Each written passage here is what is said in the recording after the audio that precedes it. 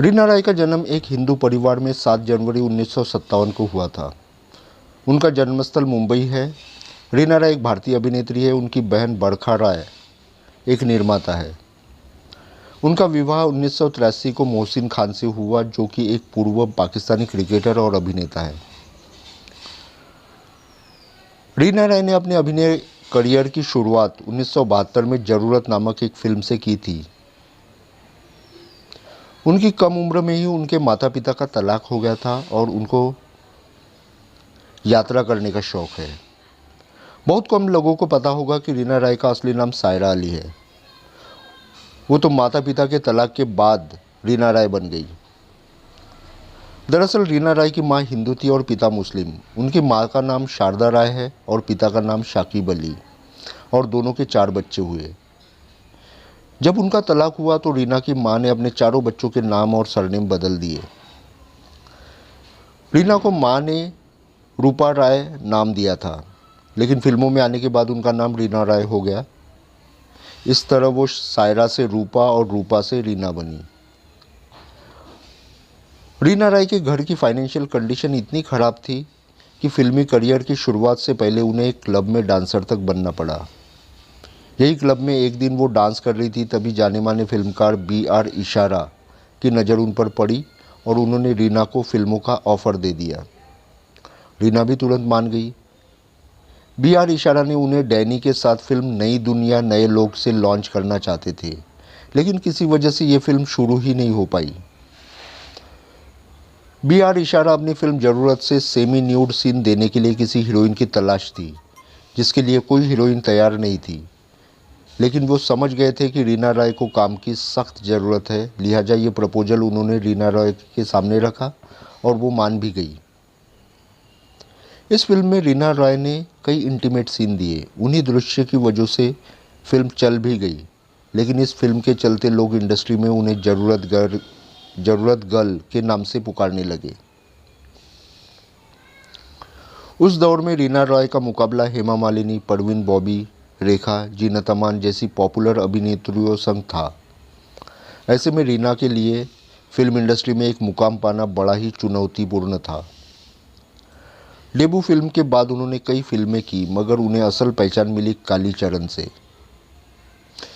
कालीचरण और नागिन से मिली पहचान, जो साल 1976 में रिलीज हुई थी। ये उनके दिलकश अभिनय की ही देन थी कि फिल्म इंडस्ट्री में बिना गॉडफादर के अपने एक सफल मुकाम पाने में वो कामयाब रही।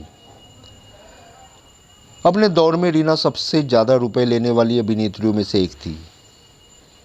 साल 1976 में आई फिल्म कालीचरण ने रीना राय को स्टार बना दिया। इस फिल्म में उनके अपोजिट शत्रुघ्न सिन्हा थे।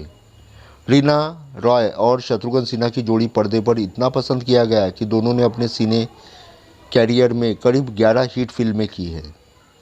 रीना की बेहतरीन फिल्मों में नागिन, जानी दुश्मन, आशा, नसीब, बदले की आग, प्यासा सावन, हथकड़ी फिल्में शामिल हैं।